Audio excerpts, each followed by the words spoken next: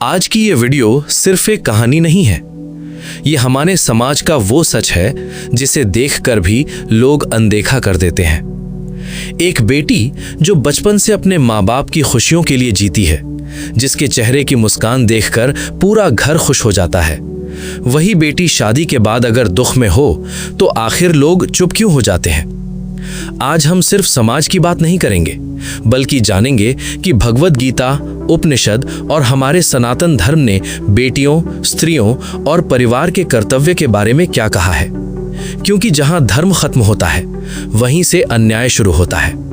दोस्तों, जब एक बेटी जन्म लेती है तो घर में लक्ष्मी आने की बात कही जाती है। सनातन धर्म में नारी को देवी का स्वरूप माना गया है। हमारे शास्त्रों में कहा गया है, यत्र नार्यस्तु पूज्यन्ते रमन्ते तत्र देवताः, अर्थात जहां नारी का सम्मान होता है वहां देवताओं का वास होता है।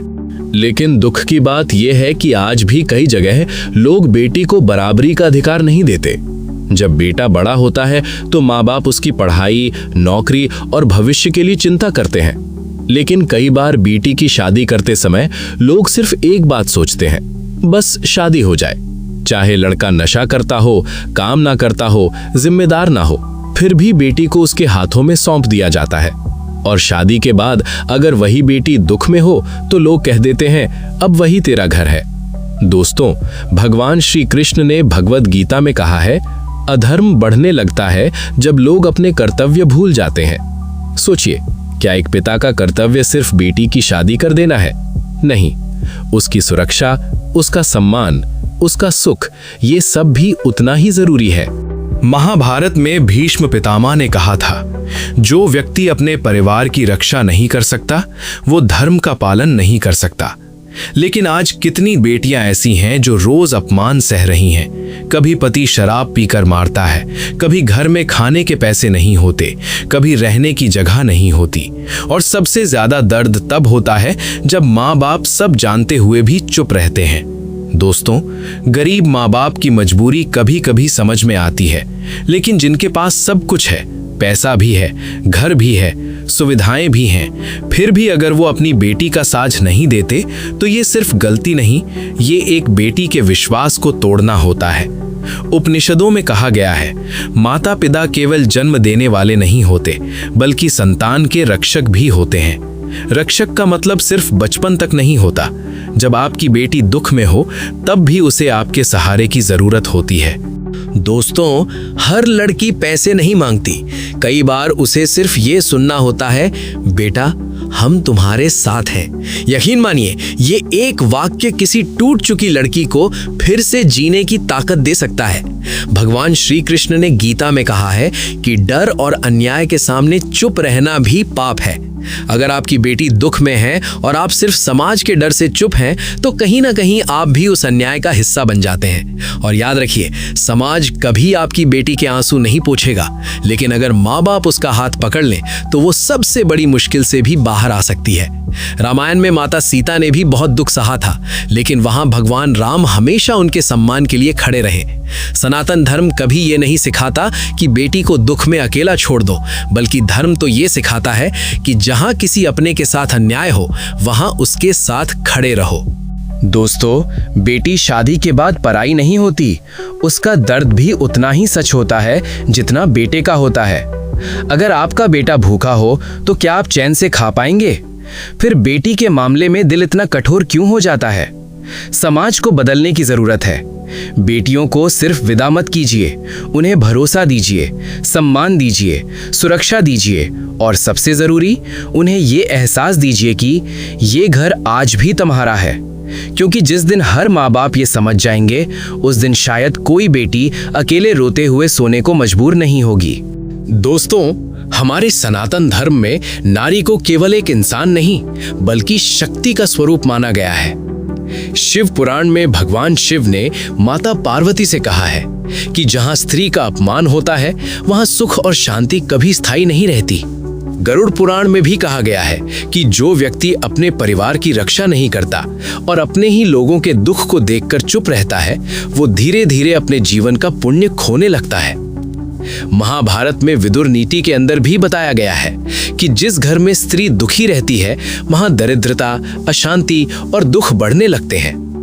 मनुस्मृति में कहा गया है, यत्र नार्यस्तु पूज्यन्ते रमन्ते तत्र देवताः, अर्थात जहां नारी का सम्मान होता है वहीं देवताओं का वास होता है। लेकिन दोस्तों, आज कितनी बेटियां ऐसी हैं जो अंदर ही अंदर टूट रही हैं। कुछ माँ बाप अपनी बेटी की शादी ऐसे इंसान से कर देते हैं जो न जिम्मेदार होता है, न कमाने वाला, न परिवार संभालने वाला। और जब वही बेटी दुख में अपने घर की तरफ देखती है तो कई बार उसे वहां भी सहारा नहीं मिलता। सोचिए, जिस बेटी ने बचपन में अपने पिता को सुपर हीरो माना, जब वही बेटी रोते हुए अपने पिता को याद करती होगी तो उसके दिल पर क्या गुजरती होगी। श्रीमद् भागवत महापुराण में कहा गया है कि परिवार का सबसे बड़ा धर्म है अपने प्रियजनों की रक्षा करना। धर्म केवल मंदिर जाने से पूरा नहीं होता। धर्म तब पूरा होता है जब आप किसी टूटे हुए अपने का हाथ पकड़ते हैं।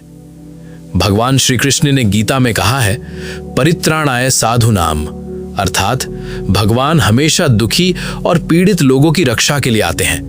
लेकिन दोस्तों, कई बार भगवान इंसानों के रूप में मदद भेजते हैं और एक बेटी के लिए उसके माँ बाप ही उसके भगवान होते हैं। अगर वही उसका साथ छोड़ दें तो वो अंदर से पूरी तरह टूट जाती है। इसलिए हमेशा याद रखिए, शादी करके बेटी की जिम्मेदारी खत्म नहीं होती, बल्कि उस दिन से उसे आपके भरोसे की और ज्यादा जरूरत होती है। अगर आपका बेटा जरूरी है तो आपकी बेटी भी उतनी ही जरूरी है, क्योंकि बेटी बोझ नहीं होती, वो भी उसी दिल का हिस्सा होती है। स्कंद पुराण में कहा गया है कि जिस घर में स्त्रियां दुखी होकर आंसू बहाती हैं, उस घर की खुशियां धीरे धीरे खत्म होने लगती हैं। और जिस घर में बेटी खुद को अकेला महसूस करने लगे, वहां रिश्ते सिर्फ नाम के रह जाते हैं। देवी भागवत महापुराण में नारी को स्वयं आदि शक्ति कहा गया है। जिस स्त्री के कारण एक घर में जीवन आता है, अगर वही स्त्री हर दिन टूट रही हो तो समझ लीजिए वहां इंसानियत कहीं न कहीं मर चुकी है। महादेव ने भी माता पार्वती से कहा था कि प्रेम और करुणा से बड़ा कोई धर्म नहीं। लेकिन आज लोग समाज के डर से अपनी ही बेटी का दर्द अनदेखा कर देते हैं। दोस्तों, समाज कभी आपकी बेटी की जिंदगी नहीं जिएगा। जब आपकी बेटी रात भर रोती है तब समाज उसके आंसू पोंछने नहीं आता। लेकिन अगर माँ बाप उसका हाथ पकड़ लें तो वही बेटी फिर से जीना सीख सकती है। सनातन धर्म कभी ये नहीं सिखाता कि बेटी को दुख में अकेला छोड़ दो, बल्कि धर्म तो ये सिखाता है कि जहां अन्याय हो वहां अपने लोगों के साथ खड़े रहो। क्योंकि एक पिता सिर्फ बेटी की शादी करके महान नहीं बनता। असल महानता तब होती है जब बेटी दुख में हो और पिता उसका सहारा बनकर खड़ा रहे। याद रखिए, बेटियां मजबूत जरूर होती हैं, लेकिन उन्हें भी अपनेपन की जरूरत होती है। हर बेटी पैसे नहीं मांगती, कई बार उसे सिर्फ इतना सुनना होता है, बेटा ये घर आज भी तुम्हारा है। और यकीन मानिए, ये एक वाक्य किसी टूट चुकी लड़की की जिंदगी बदल सकता है। पद्म पुराण में कहा गया है कि जो व्यक्ति अपने परिवार के दुख को समझकर भी अनदेखा करता है, वो धीरे धीरे अपने जीवन की शांति खो देता है। दोस्तों, बेटियां बाहर से जितनी शांत दिखाई देती हैं, अंदर से उतनी ही ज्यादा टूट चुकी होती हैं। वो हर दर्द सबको नहीं बताती। कई बेटियां सिर्फ इसलिए चुप रहती हैं क्योंकि उन्हें डर होता है कि कहीं उनके माँ बाप दुखी ना हो जाएं। और कुछ माँ बाप अपनी बेटी की चुप्पी को ही उसकी खुशी समझ लेते हैं। यही सबसे बड़ा धोखा होता है। महाभारत में गांधारी ने कहा था, जब परिवार सच देखकर भी चुप रहने लगे तब विनाश शुरू हो जाता है। आज भी कितनी बेटियां ऐसी हैं जो अंदर ही अंदर घुट रही हैं, न ठीक से खाना, न सम्मान, न सुकून, लेकिन फिर भी चेहरे पर मुस्कान रखती हैं। क्यों? क्योंकि उन्हें बचपन से सिखाया जाता है लड़कियों को सब सहना पड़ता है।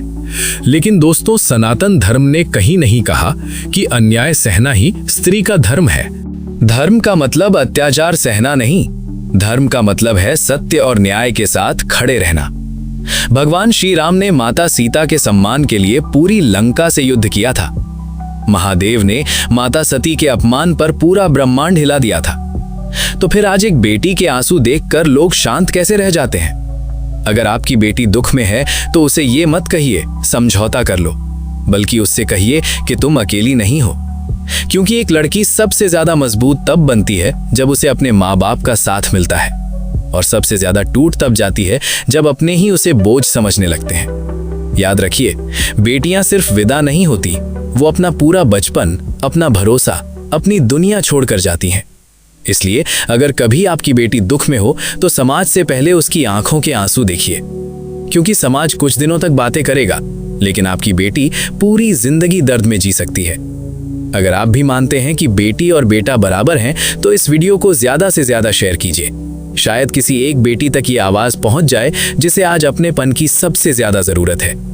जय श्री कृष्णा।